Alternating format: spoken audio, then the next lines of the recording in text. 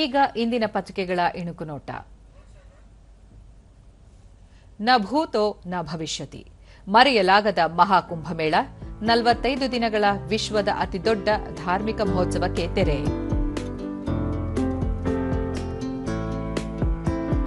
ರಾಜ್ಯಾದ್ಯಂತ ಶಿವನಾಮ ಸ್ಮರಣೆ, ಗೋಕರ್ಣ, ಮುರುಡೇಶ್ವರ, ಹಂಪಿಗೆ ಹರಿದು ಬಂದ ಭಕ್ತಸಾಗರ. ಎಲ್ಲೆಲ್ಲೂ ಓಂ ನಮಃ ಶಿವಾಯ ಸ್ಮರಣೆ, ಅನ್ನದಾನ, ಪ್ರಸಾದ ವಿತರಣೆ. ದಕ್ಷಿಣಕ್ಕೆ ಸಂಸತ್ ಕ್ಷೇತ್ರ ಕಡಿತ ಇಲ್ಲ, ಕ್ಷೇತ್ರ ಪುನರ್ ವಿಂಗಡಣೆಯಲ್ಲಿ ಯಾವ ರಾಜ್ಯವೂ ಸ್ಥಾನ ಕಳೆದುಕೊಳ್ಳಲ್ಲ, ಅಮಿತ್ ಶಾ. ಕರ್ನಾಟಕ ಕೇವಲ ಒಂದು ತಾಣವಲ್ಲ, ಭಾವನೆ. ಕೈಟ್ ಸಮಾವೇಶ ಉದ್ಘಾಟನೆ ಕಾರ್ಯಕ್ರಮದಲ್ಲಿ ಮುಖ್ಯಮಂತ್ರಿ ಸಿದ್ದರಾಮಯ್ಯ ಅಭಿಮತ.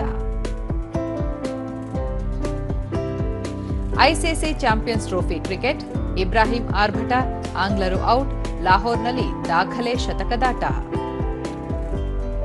ಇವು ಇಂದಿನ ಪತ್ರಿಕೆಗಳ ಪ್ರಮುಖ ಸುದ್ದಿ.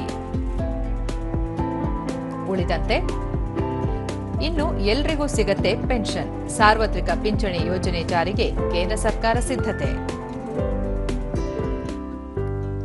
ಸಮಾನಾಂತರ ಜಲಾಶಯ, ಮಾರ್ಚ್ನಲ್ಲಿ ಸಭೆ, ನವಲಿ ಅಣೆಕಟ್ಟಿಗೆ ಸಂಬಂಧಿಸಿ ಆಂಧ್ರ ತೆಲಂಗಾಣ ಸಿಎಂ ಜತೆ ಚರ್ಚೆ. ಪೆಟ್ರೋಲ್ ಜೊತೆ ಎಥೆನಾಲ್ ಮಿಶ್ರಣ ಏರಿಕೆ, ಈಗಾಗಲೇ ಶೇಕಡ 19.6 ಪ್ರಮಾಣದಲ್ಲಿ ಮಿಶ್ರಣ, ಏರಿಕೆಗೆ ನೀತಿ ಆಯೋಗದ ಅಡಿಯಲ್ಲಿ ಸಮಿತಿ ರಚನೆ.